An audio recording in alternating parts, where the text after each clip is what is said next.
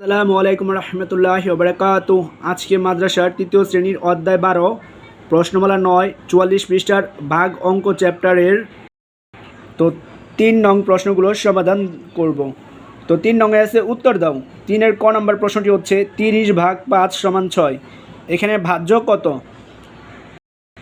তো এখানে আপনাদের একটা নিয়ম লেখা দেখাই দিতেছি। তো প্রথমটা হচ্ছে ভাজ্য, পরেরটা হচ্ছে ভাজক, পরেরটা হচ্ছে ভাগফল। তো ভাজ্য ভাগ ভাজক সমান হচ্ছে ভাগফল। তো এখানে হচ্ছে ভাজ্য হচ্ছে প্রথম গড় আমরা জানি, আর দ্বিতীয় গড় ভাজক, 3 নম্বর গড় হচ্ছে ভাগফল।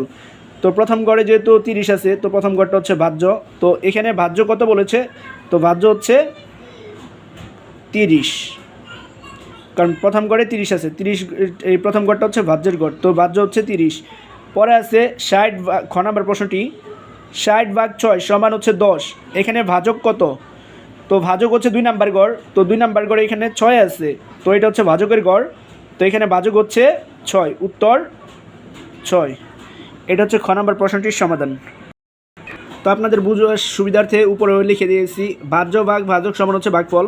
তো এখন হচ্ছে গ নম্বর প্রশ্নটির সমাধান করব। তো 25 ভাগ 5 সমান 5। এখানে ভাগফল কত?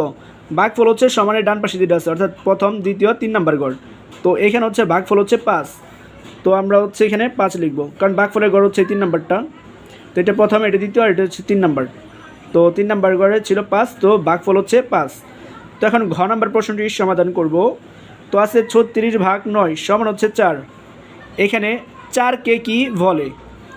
তো এখানে দেখুন 4টা আছে হচ্ছে 3 নাম্বার গড়ে, তো 3 নাম্বার গড়টা হচ্ছে ভাগফলের। তো আমরা এখানে লিখব উত্তর ভাগ ফল। তারপর হচ্ছে এখন নম্বর প্রশ্নটির সমাধান করব। তো নম্বর প্রশ্নটি আছে হচ্ছে 42 ভাগ 7 সমান হচ্ছে 6। এখানে 7কে কি বলে?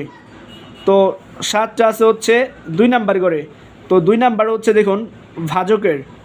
তো উত্তর 2 নাম্বার গড়টা যেহেতু 7 আছে, 2 নাম্বার গড়ে 7 আছে, আর 7টাকে বলে হচ্ছে ভাজক। বৈকের বা বৈকের জ ভাজক।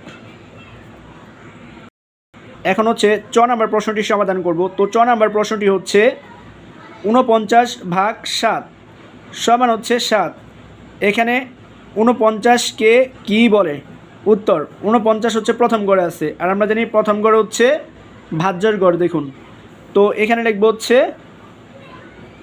ভয়কের বা বৈকের জয় জফলা, তো ভাজ্য। তো এটা হচ্ছে চ নাম্বার প্রশ্নটির সমাধান।